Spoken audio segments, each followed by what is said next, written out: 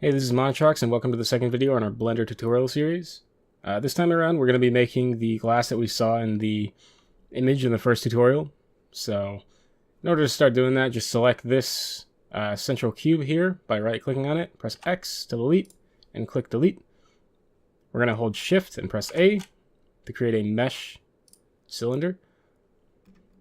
And now that we have the cylinder here, we're going to just scale it up a little bit, just to make it a little bit bigger and easier to work with. So just press S and drag out a little bit, and we should have a fairly large cylinder on our screen.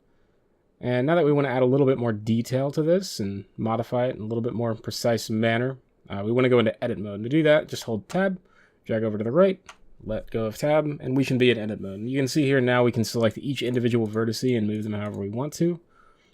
The first thing we want to do is actually increase the size of this top face here. So we're just going to start off by switching down here to face select mode. Right click this face here and press S to scale. Scale it up a little bit. And we have kind of the shape of a whiskey glass here. It's a little bit off, might be a little bit too big.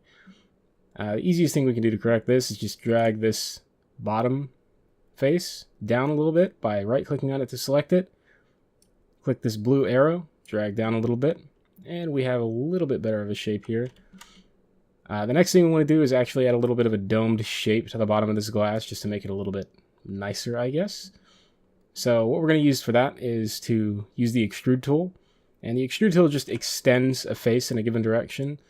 To use that, just press E and drag your mouse wherever you want to. We're just going to drag it down a little bit to create a little bit of a bottom base for the glass.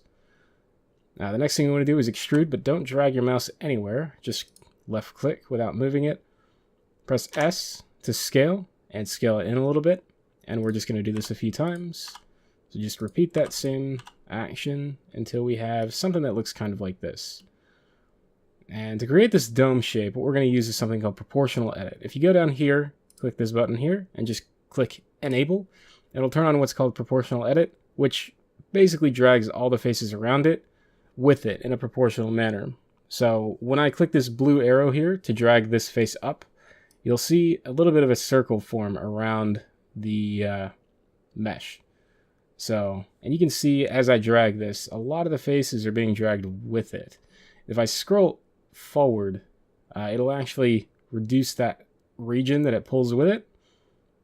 So we can use this to sort of create a pretty decent looking dome shape in the glass.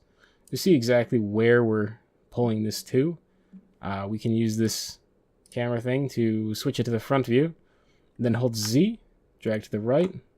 We'll be in wireframe view, and we can kind of see the internals of the glass here. So we don't want to drag it up too much. This is probably fine for now. So we'll go ahead and leave it there. The next thing we want to do is create the interior of the glass. So just go ahead and go up and select this top face. We'll use that same technique we used down here. Extrude, and then scale in. You can see when I'm scaling in, it's actually still got proportional edit enabled, so that's not going to work for us. We need to go down here, disable proportional edit, scale in, and we'll be able to actually have this little bit of a lip here. Then we're going to use extrude again, and then just drag down into the glass. And just to make sure we're not overlapping here, just see the front view, make sure we don't actually hit this little dome here. And you can see that the actual interior of the glass is going outside of the bottom, so we're just going to scale that in a little bit until it's completely inside of the glass. And we basically got the shape of a glass here already done. The next thing we want to do is add a little bit of detail to this.